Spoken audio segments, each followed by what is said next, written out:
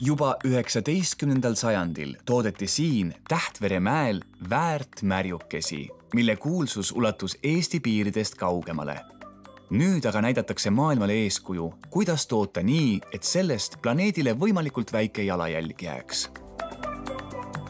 A Le Coq on Eesti kõige suurem joogitööstus. Iga eestlane tarbib aastas umbes 80 liitrit A Le Coqi tooteid ja lisaks me müüme maailma umbes 70 riike oma tooteid. Kokku meie aastatoodang on suurusjärgus 130 miljonit liitrit erinevaid jooke. Selleks kulub aga palju energiat ja vett.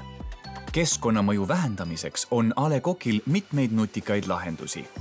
Loomulikult kasutatakse tootmises ainult rohelist elektrit. Rajatud on oma päikesepargid, pakendid on taas- või korduvkasutuses ning katlamajade korstende soojusenergia läheb tagasi küttesüsteemi.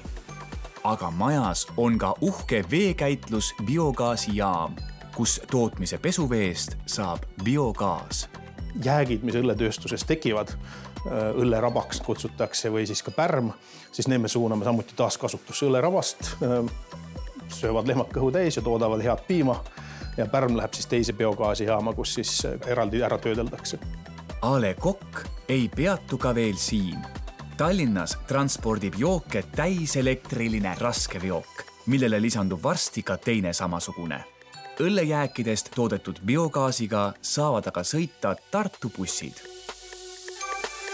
On vähe inimesi, kes tegelikult hinges elavad sellise põhimõtte järgi, et pärast meid tulgu või veeuputus. Enamus inimesi ikkagi ju tahaks, et nende lapsed ja lapselapsed elaksid ju vähemalt sama heas maailmas, kui meie elame ja loodetavasti veel paremas maailmas. Et lühidalt kokkuvõttes ma arvan, see ongi nagu see põhjus, miks tasub sellist asja ka tegeleda.